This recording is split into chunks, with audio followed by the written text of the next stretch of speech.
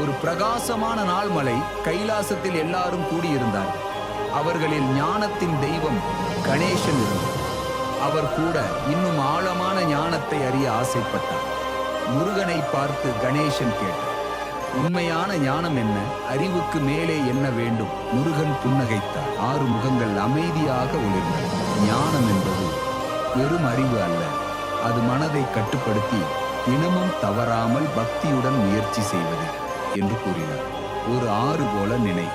மேல் பகுதி அலைக்கழிக்கலாம், ஆனால் கீழே நீர் அமைதியாக ஓடும். மனமும் அதே மாதிரி. நிறைய எண்ணங்கள் வந்து செல்லும், ஆனால் நம்முள் இருக்கும் அமைதிதான் உண்மையான ஞானம்.